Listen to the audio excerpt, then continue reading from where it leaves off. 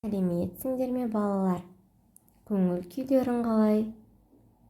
Әдебиеттік оқу сабағымыздың тақырыбы менің отаным Қазақстан.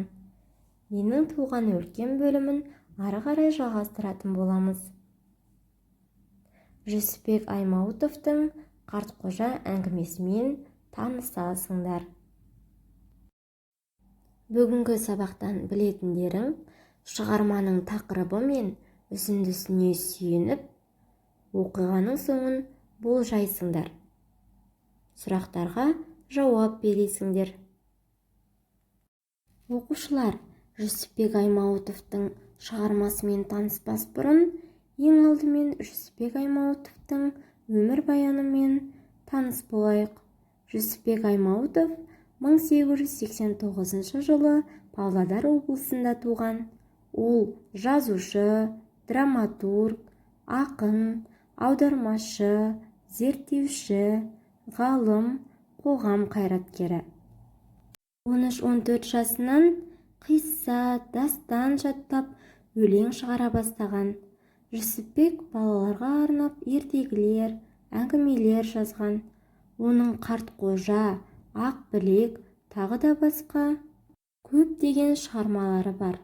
Ол торғай жерінде ашыққан халыққа жәрдем беретін топ құрамында болып, осы кездерде жалған жаламен айыпталып, 1931 жылы өлім жазасына кесілген болатын. Ал енді балалар, сөз жұмбақтарды шешіп көрейік.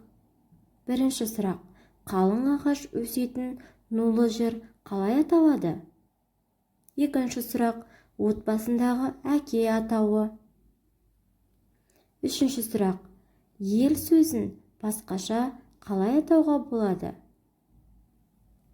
Төртінші сұрақ: мемлекеттік рәміздеріміздің бірі. Ал балалар, тауып көрейік. Ал енді балалар, жауабымызды тексеріп көрейік.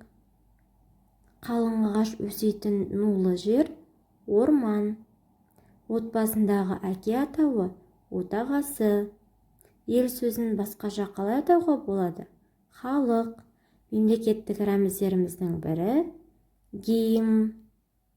Дұрыс таптыңдар балалар. Ал балалар, назарымызды аударайық. Отаным, туған жерім, атамекенім, туған өлкем, туған елім — бұл сөздер мәндес сөздер, бір мағынаны білдіреді.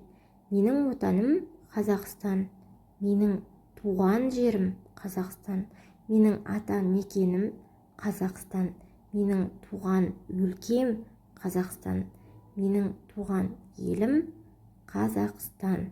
Балалар, осы сөздерді, сөйлемдерді дәптерімізге көшіріп жазамыз.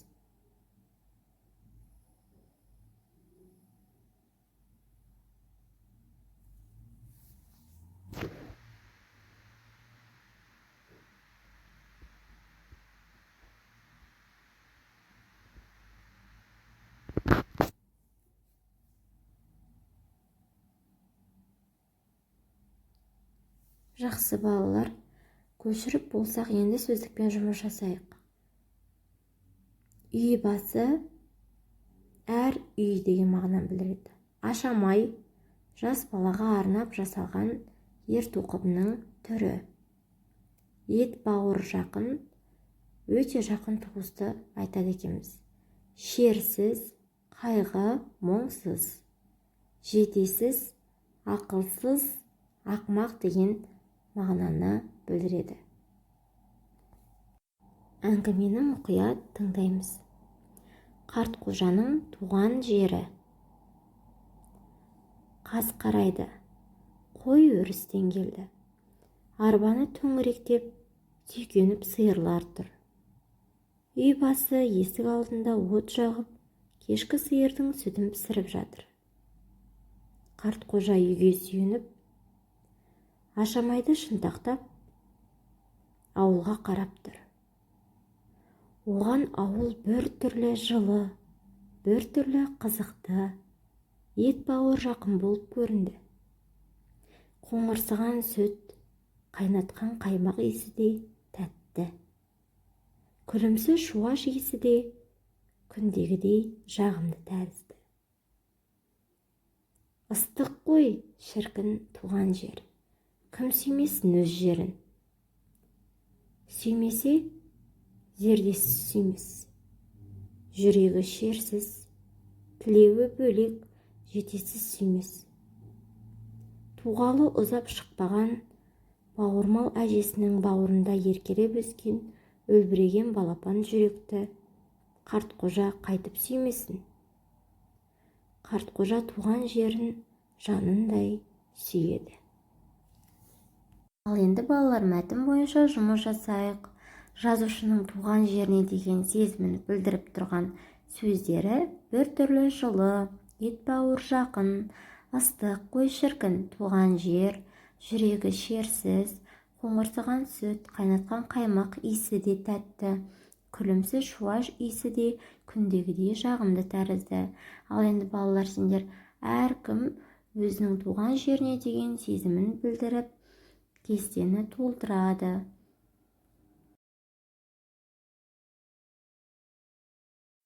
Кестені толтырып болсақ, балалар, сурет бойынша әңгіме құрастырып көрейік.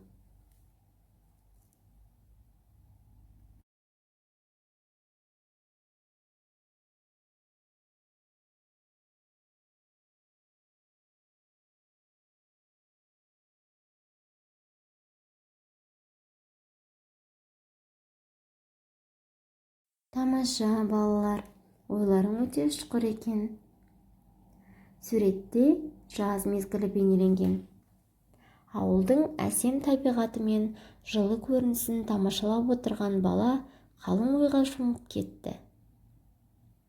Кенет қозы-лақтардың дыбысы естілді. Бала орнынан атып тұрып, қозы-лақтармен ойнап, оларға жем шөп берді. Әжесі немересіне сүйсіне қарап, жарайсың балам, жануарларды тіршілік иесі, осы ауылдың сәні, көркі, олардың қамын біз ойламасақ, кім ойлайды дейді. Немересі мәз болып, әжесінің жанына келеді. Әже, сөзіңіздің жаны бар. Мен өзімнің ауылымды, туған жерімді, туған өлкемді қатты жақсы көремін. Туған жерде жер болмас, туған елде ел болмас. Мен өз туған жерімді, отанымды қадір тұтамын, құрметтеймін. Немересінің осы сөзін естіген әжесі дән риза болды. Оқушылар, егер онда өйткені әдісі арқылы Қартқожаның орнында болсаңдар, не істер едіңдер? Осы сұраққа жауап берейік.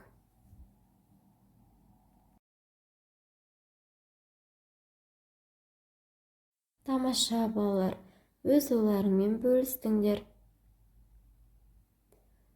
Мен саған, сен маған әдісі арқылы мәтіннің кейіпкерлеріне мінездеме берейік. Кейіпкердің іс-әрекеті туралы не айта аласың? Мәтіннен қандай ой түйдің? Тамаша балалар, жауаптарың өте дұрыс. Мәтіннің басты кейіпкері Қартқожа. Қартқожа өзінің туған жерін, туған өлкесін, отанын сүйетіндігі туралы айтылған екен. Мәтіннен қандай ой түйдік? Туған жер деген әркімнің туған елі, туған жері, мекені. Әркім өзінің туған жерін, өзінің туған елін, туған өлкесін жақсы көруге тиіс. Туған жерге деген, туған өлкеге деген махаббат өлшеусіз. Туған жердің күні де ыстық, түні де ыстық. Сол себепті де өзіміздің туған жерімізді, отанымызды, туған өлкемізді қорғауымыз керек және құрмет тұтып, қадір тұтуымыз қажет. Балалар, бүгінгі сабаққа белсене қатысқандарыңа қуаныштымын. Бүгінгі әдебиет сабағымыз аяқталды. Сау болыңдар балалар.